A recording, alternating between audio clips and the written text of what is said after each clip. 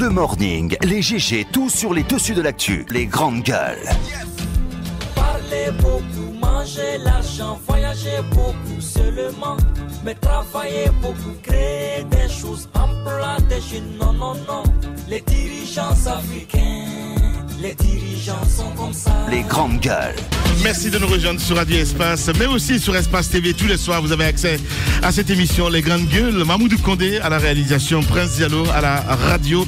Vous nous écoutez à Lola sur 99.7, même fréquence du côté de Tunifili, d'où vous nous écoutez sur Espace Kakandé. Le glas de la cour à la crise, à la cour constitutionnelle sonné, il le dit Titi, c'était déjà dans le tuyau. C'est tombé hier soir à travers un décret diffusé sur la télévision nationale. Le chef de l'État, le professeur Alpha Condé, a confirmé Mohamed Lamine Bangoura, récemment élu par ses pairs dans les fonctions du président de la Cour dans les fonctions du président de l'institution à lieu et place de Khalifa Sall, destitué quelques jours plus tôt, peu avant Khalifa Sall était devant la presse. Le désormais ex-président de la Cour constitutionnelle a mis l'occasion à profit pour livrer sa part de vérité sur cette crise. Comment réagit-on à ces nouveaux développements? On essaie de comprendre ce matin, mesdames et messieurs, avec quelques acteurs. Encore une fois, merci de nous rejoindre dans cette émission. D'autres sujets viendront s'ajouter à tout ceci pour votre plaisir.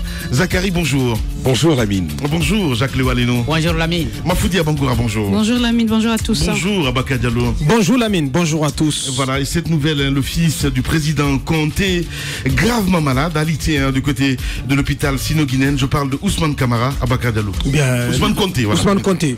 Oui, donc c'est quand même assez triste de savoir que il est dans cet état, il est alité, il est malade. Donc on ne sait pas pour le moment de quoi il souffre exactement, mais ce serait bien que l'État puisse se pencher sur son cas, voir ce qui peut être fait dans la mesure du possible pour éventuellement l'évacuer.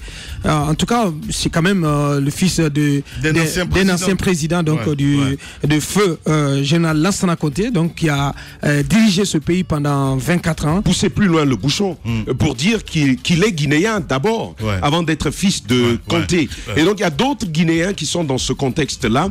On ne va pas continuer dans les évacuations. Je pense qu'il est sérieusement grand temps que l'État réfléchisse la question du soin en Guinée.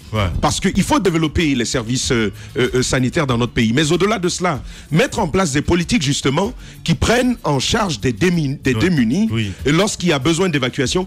Parce que Dieu seul sait combien ils sont en Guinée qui ont besoin d'évacuation pour rester en vie et qui malheureusement n'y ont pas accès. Je pense qu'il faut réfléchir cette politique-là. Mais quelle triste nouvelle, on va le dire comme ça, c'est le fils quand même d'un ancien président, mon cher.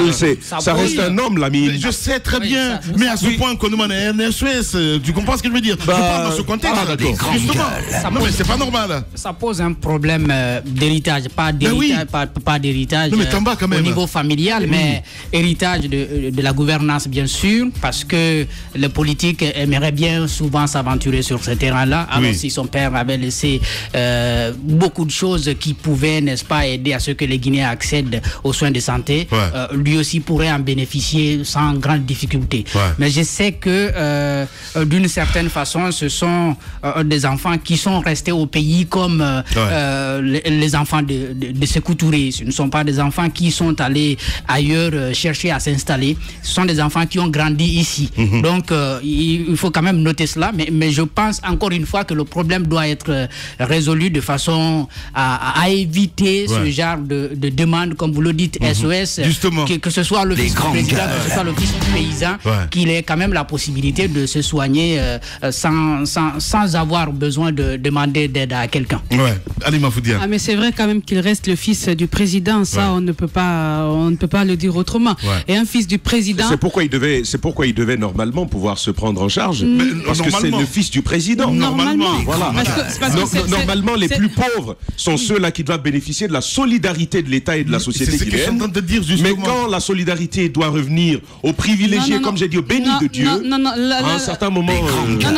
Peut-être il a été béni de Dieu, mais aujourd'hui il n'est pas béni de Dieu parce qu'il manque de moyens, effectivement. Et là, il est un simple Guinéen, un simple citoyen qui a besoin d'aide. Donc on va l'aider dans ce sens. Mais sinon, effectivement, quand c'est le fils d'un président de la République, parce que c'est pas un paysan chez qui personne s'inquiète lorsque les enfants ne vont pas à l'école, le président de la République, quand même, c'est tout à fait normal que les enfants soient encadrés, qu'ils aient un avenir, si on veut, à 90% qui pourraient réussir. Donc c'est assez compliqué ce qui est arrivé aux enfants de Lansana-Conté. En tout cas, pour la plupart, pas tous, parce que les plus jeunes sont dans de meilleures situations, mais on sait, les aînés, ils ont eu pas mal de difficultés. C'est passé par, si on veut, le laisser-aller qui a caractérisé leur vie lorsque leur papa vivait. Mais aujourd'hui, n'empêche, c'est le passé. C'est un citoyen qui a besoin d'aide. Et encore une fois, ici, quand on parle d'SOS, à un moment, c'est de dire à l'État guinéen, écoutez, donnez-nous les infrastructures sanitaires, donnez-nous les équipements nécessaires pour soigner les Guinéens ici.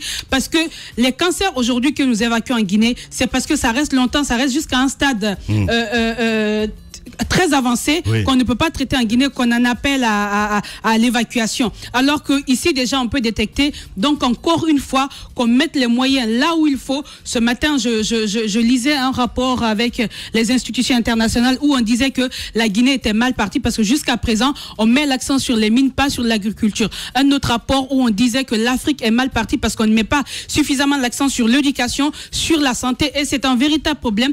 Une population qui a du mal à se former, une population qui ne peut pas se soigner, va dire que c'est un véritable problème. C'est difficile de savoir qu'au XXIe siècle, avec des gouvernants qui voient quand même comment les choses se passent ailleurs, qu'on se contente du minimum et qu'on ne soit même pas en mesure de mettre dans nos hôpitaux le nécessaire, des fois du matériel qui ne coûte pas assez cher. En tout cas, c'est rien par rapport à ce qu'ils dépensent, par rapport à ce qu'ils donnent à leurs partenaires. Mais non, on n'en trouve pas dans nos centres. C'est assez compliqué. On en revient toujours à cette question. Pourquoi ça ne marche pas chez nous? Pourquoi tant de questions, hein. Le général Lansana Conté, donc son fils Ousmane Conté, alité du côté de l'hôpital sino-guinéen.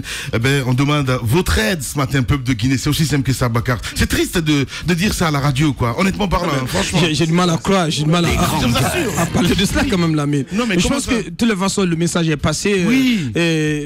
On en appelle, et ça en appelle au cœur, à la solidarité de tous et de toutes. Et je pense que l'élan de solidarité devrait pouvoir se mettre en place, s'exprimer en faveur d'Ousmane Conté, donc qui attend et qui a besoin de la nation. Justement. J'aimerais rebondir, si tu permets. C'est vraiment triste. Je suis sûr que Malik Sanko écoute cette émission. C'est vraiment triste. C'est vraiment triste. C'est vraiment malheureux. Exactement, ceux qui ont été très proches de leur père, qui sont riches aujourd'hui, et bien ils peuvent se tourner vers ses enfants. Parce que Lansana Conté leur a ouvert les bras. C'est bien dit. Lamine, au-delà de cela, indexons l'État. Normalement, quand vous êtes président de la République, même quand vous n'êtes plus en fonction, vous bénéficiez de l'accompagnement de l'État à titre de président. Qu'est-ce qu'on aurait dû faire de sa famille? Parce qu'il y a des couvertures. Couverture pour l'épouse, pour les enfants, il y en a. Je pense que l'État ne devrait pas permettre que l'on en vienne aujourd'hui sur des médias à se faire entendre par des millions d'auditeurs et de téléspectateurs qui nous suivent et qui apprennent que le fils du président de la République de Guinée a besoin de passer par un média pour obtenir l'aide de l'État, l'aide de généreuses personnes. La vérité, c'est qu'il appartient à l'État de faire en sorte que ceux qui ont occupé des fonctions honorables dans notre nation restent honorables. Bien dit. Que ce soit les directeurs, que ce soit n'importe qui, je ne dirai à personne on va faire du mal à telle personne. Ça me kanakara bama rabaya taklira ina antan kalish mbara nuna makanda ma wato mfuro tona sa kelko wawa na fa kar ko ngai waye fala uveto wonni fe gabe akoshi mangule na sansa lakini na responsable yi wutan na hando ko kona kirna wutan nan yi ka fan wutan na ka mo wutan na gouvernement nan nan taji na fan ka fan ala nun tan ka mu fan ala nun tan même khibirin tan tam ino même ko de ko de to na khamburu fay na ki ko na sa la fe ko tam yakun ko ka won tan be walo ala manya won be lo ala ma nun me kana kan tungo ay jamfa walu ala ka sarafi ko yoro kan tan be yoko hali na to mi fi ko bi raba kan na kan no ma mun be yoko ma ni lu manena Véritable success story de la radio Espace Guinée, les grandes gueules, détentrices des meilleurs scores radio en Guinée, de la meilleure émission talk show, a donné le créneau horaire du départ au bureau et du retour à la maison, récoltant depuis des années consécutives le titre d'émission la plus écoutée en Guinée, toutes catégories confondues. Un grand total de plus de 5 millions d'auditeurs ont été fidèles au talk show Les GG, diffusé jour après jour sur toutes les stations du réseau Adafo Média de 9h à 10h30, un exploit qui restera longtemps dans les annales de la bande FM en Guinée.